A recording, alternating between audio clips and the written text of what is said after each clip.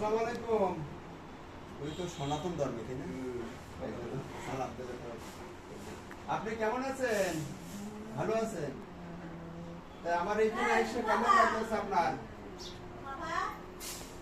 ভালো লাগে না? ভালো লাগে না ভালো লাগে না? ভালো লাগে, ভালো লাগে। উনি একসময় সরকারি কর্মকর্তা ছিলেন, হেলথে চাকরি করত। তো ওনার আপনজন বলতে দুনিয়াতে আর নেই। তো ওনার মা মারা গেছে, বাবা মারা গেছে, বিবাহ করে নাই, ভাই ছিল, ভাইরা মারা গেছে। এখন শেষ বয়সে উনি একবারে দুর্বল হয়ে গেছে শারীরিকভাবে। একটি পর্যায়ে বলে যে উনি মানসিকভাবেও কিছুটা ক্ষতিগ্রস্ত হয়ে গেছে একা একই বসবাস করার পরিপ্রেক্ষিতে। সকলের কাছে আমাদের অনুরোধ থাকবে, আপনারা এই ভিডিওটি বেশি বেশি করে শেয়ার করবেন। আর একটু না একটু দেখায় আমরা ভালো করে চেহারাটা এদিক থেকে ধরে। অনেক কাছে যুবক যুবতী ভাই বোনেরা, আপনারা বিবাহ করতে একটি সময় অনীহা করে দেন। তো সকলের কাছে আমার মিনতি থাকবে, আপনারা বয়স থাকতে, সময় থাকতে আপনারা বিবাহ করবেন। আমার মনে হয় আমাদের শুধু ইসলাম ধর্মেই না, সকল ধর্মেই বিবাহ করা একটি জরুরিভাবে, আমাদের ইসলাম ধর্মের যে রকমের ফরজ, আপনাদের অন্যান্য ধর্ম অবশ্যই এটা জায়েজ আছে বা করণীয় আছে। তো বিবাহ, এই যে এই বোনটি এটি দেখান, এই বোনটি সে প্রাপ্ত বয়সের সময় বিবাহ বয়সে নাই, অথচ তিনি একজন সরকারি কর্মকর্তা ছিলেন।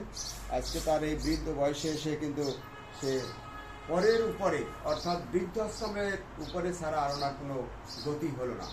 সেই জন্য সকলেই বলবো, আপনারা আপনাদের নিজ নিজ দায়িত্বে, মা বাবার সম্মতিতে, মা বাবার সহযোগিতায়, এবং যারা গার্ডিয়ান আছেন, মা বাবার আছেন, তারাও আপনারা আপনাদের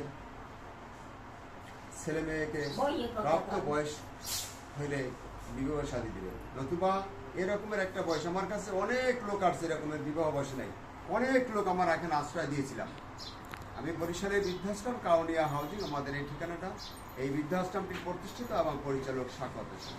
সবাই শেয়ার করবেন, যাতে করে কোনো ভাই বোনেরা যেন বিবাহ থেকে বাতিল না পড়ে।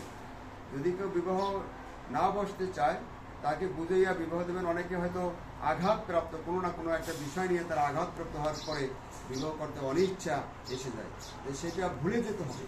আমাদের সমাজে এই রকমের যারা আছে তাদেরকে দেখা দেখি, ওনারা একটু দেখান, ওনারই বেশি দেখান, আমার দেখা লাগবে না।